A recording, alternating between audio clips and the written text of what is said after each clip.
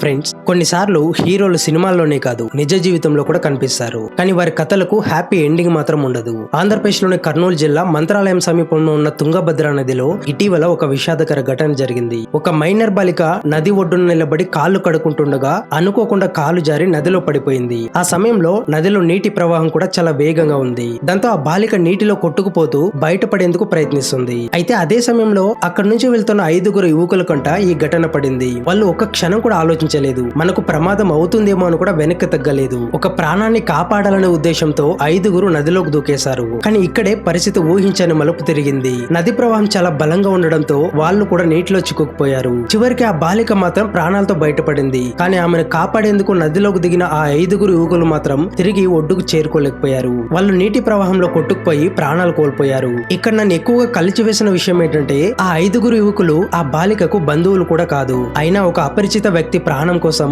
తమ ప్రాణాలు సైతం లెక్క చేయకుండా నదిలోకి దూకారు. నిజంగా చెప్పాలంటే ఇలాంటి వారిని అసలైన హీరోలు అంటారు. కానీ విధి ఎంత విచిత్రంగా ఆడుకుందో చూడండి. ఎవరిని కాపాడడానికి వెళ్లారో ఆమె బతికింది. కానీ కాపాడడానికి వెళ్లిన వాళ్ళే తిరిగి ఇంటికి చేరుకోలేకపోయారు. ఒక్కసారి ఆలోచించండి. ఒక కుటుంబం కాదు, ఏకంగా 5 కుటుంబాలు ఒకేసారి తమ పిల్లలను కోల్పోయాయి. ఆ 5 యువకుల ధైర్యానికి మనమందరం గౌరవం తెలపాల్సిందే. మరి దీనిపై మీ ఒపీనియన్ ఏంటో కామెంట్ చేసి చెప్పండి.